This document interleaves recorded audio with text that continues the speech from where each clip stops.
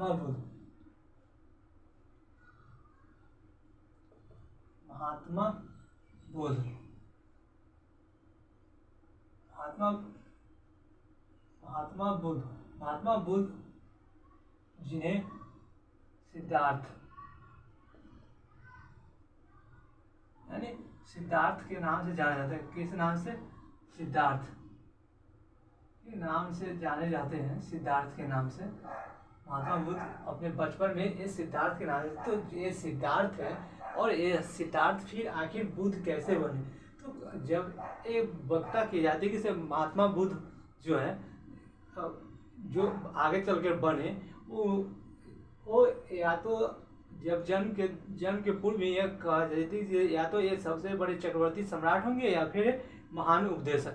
तो इनमें से जब जन्म के समय जब इनके नामाकरण हो रहा था, तो इनमें से जो बहुत सारे जो ब्राह्मण थे, उसने कहा कि नहीं से ये बहुत बड़े सम्राट बनेंगे। लेकिन उनमें से एक ब्राह्मण ने कहा कि सर नहीं से इनके समक्ष 4 ऐसी घटना सामने आएगी जो एक महान उपदेशक कहलाएंगे। तो यही 4 घटना देखते हैं कि ये 4 घटना था। एक घटना देखते हैं, कौन? वृद्ध मनुष्य,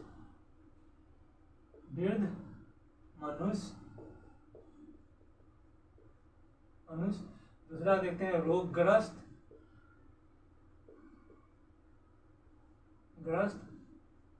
मनुष्य, तीसरा देखते हैं रोगग्रस्त मनुष्य, तीसरा देखते हैं एक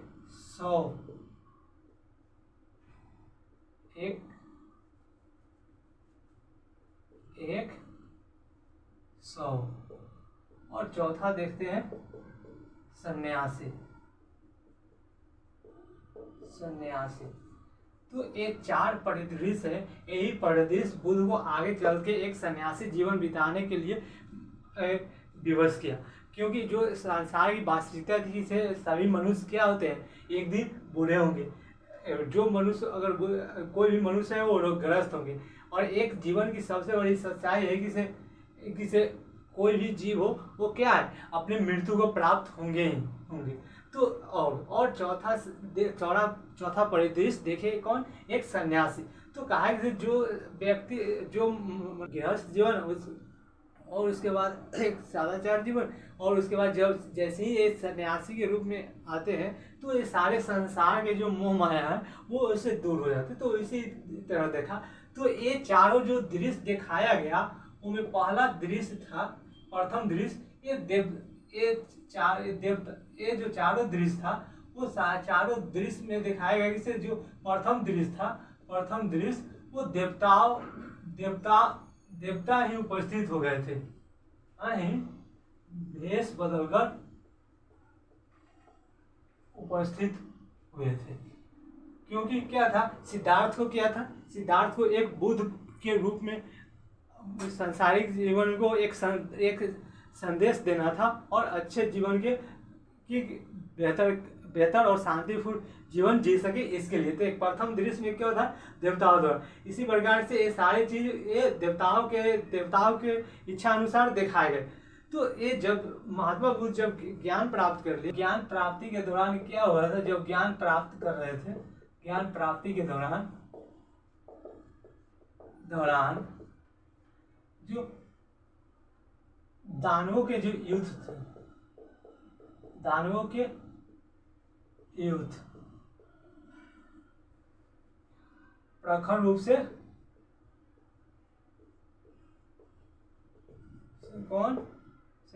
प्रखर रूप से एक मार है, एक दानव शक्ति था। इसने मार ने क्या किया कि कहा कि प्रत्येक प्रकार के लोभ और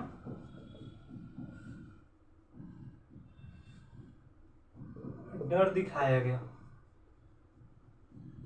और दूसरा था कि इसने अपनी पुत्री, मार ने अपनी पुत्री कौन था, कामना आनंद भेजा, परंतु बुद्ध भेजा। तो ये जो था इसे महात्मा बुद्ध के दानवों के ज्ञान प्राप्ति के दौरान था, दानवों के युद्ध था प्रखर रूप से कौन था? मार। तो मार ने प्रत्येक प्रकार से यह प्रलोभन दिया। जब महात्मा बुद्ध जब ध्यान मुद्रा में थे तो उनको कहा कि से इनको तरह तरह के जो तूफान हुए वर्षा हुई, ये सारे से अधिक है जो। और उसके बाद जब इससे भी नहीं हुआ तो ये मार ने कहा कि जो तुम्हारे जो चचेरे भाई है देवदत्त ने तुम्हारे पिता को कारागार में डाल दिया है, और जो तुम्हारी पत्नी यशोदा जो है यानी इनकी जो पत्नी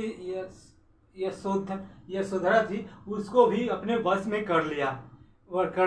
और पूर्व में जो शासन है, जो अत्याचारपूर्ण शासन हो रहा है, तो इस पर भी लेकिन मार जो अपने उद्देश्य में क्या हुआ? असफल हुआ। जब असफल हो गया तो कहा कि से नहीं से अब ये बुद्ध अपने ध्यान को नहीं तोड़ेंगे, और तो इस ध्यान मुद्रा से हटाने के लिए क्या इसे विघ्न डालने के लिए इसने अपने 3 पुत्री थी, कामना, आनंद और वासना को भेजा। और ये नृत्य ज्ञान से बुद्ध के जो ध्यान मुद्रा में जो उपस्थित बैठे हुए थे वो उसके लिए तो बहुत सारे नृत्य की, लेकिन वो नृत्य में वो अपने उद्देश्य में बुद्ध को ध्यान के जो मुद्रा थी उसमें से हटाने में तोड़ने में वो ना असफल रही और फिर लौट गए। और इसी ने ये सारे चीज दिखाया। तो ये लेकिन बुद्ध क्या थे? अपने निश्चय पर दृढ़ रहे, और दृढ़ रहने के उपरांत जो आगे चल के जो बुद्ध से गए सिद्धार्थ से बुद्ध गए, ज्ञान प्राप्ति के बाद बुद्ध गए। अब बुद्ध जब ज्ञान प्राप्त करके बोधि वृक्ष से यहाँ पर आए तो सारनाथ में जो 5 वो साधक, जो इनके जो पांच साधक थे वो 5 साधकों को ज्ञान दिए। कहाँ पे? सो सारनाथ के। और वही प्रथम जैसी जो अति प्रवचन दिए तो वही कराया क्या? वो धर्मचक्र परिवर्तन के। तो ये जो महात्मा बुद्ध के जो ज्ञान प्राप्ति के दौरान जो मुख्य रूप से जो मार और उसके पुत्री द्वारा जो अति किया गया था, उनके निश्चय को में व्यवधान डालने के लिए ये सारे अवधि कराए गए थे, ताकि बुद्ध जो है अपने ध्यान को ज्ञान प्राप्ति करने में असफल रहे। तो आज देखें किसी जो मार द्वारा जो बुद्ध को ज्ञान प्राप्ति में जो व्यवधान मिले उस पर सारा डिस्टर्ब है, क्योंकि ये इस पर ज़्यादा कोई इस पर जो होता है कि फोकस नहीं कर पाते, और कहते हैं कि आखिर ये जो है ये सबसे बड़ी चीज़ है कि कोई भी अगर होता है तो लोग अपने दृढ़ निश्चय पर अड़े रहेंगे, लेकिन जो आसपास जो होते हैं वो हमेशा उसको डर दिखाते हैं और वो उसको एक अपने निश्चय से भटकाने के लिए सदा उत्प्रेरित है। तो बुद्ध आज के समय में सबसे संदेशवाहक के रूप में उनके निश्चय के बारे में, उनके ज्ञान के बारे में अगर पढ़ते हैं तो एक क्या है, चारों तरफ देखते हैं, चारों तरफ यह भी देखते हैं कि जो जिधर देखे वहाँ एक द्वेष का वातावरण बना है। लेकिन बुद्ध ने यह संदेश दिया कि जो आप शांति के साथ बेहतर जीवन जी सकते हैं। दूसरा, और छात्रों के लिए यह संदेश दिया कि आप किसी भी परिस्थिति में रहें, लेकिन अपने लक्ष्य प्राप्ति पर दृढ़ निश्चय होके और समर्पित भाव से अपने निश्चय को प्राप्त करें। तो ये महात्मा बुद्ध का ये संदेश दुनिया के सामने आया, और यही संदेश रेखांकित करने से यही सबसे बड़ी एक रत्न है जो हमेशा लोगों के साथ बना के और सुनिश्चित करता रहेगा।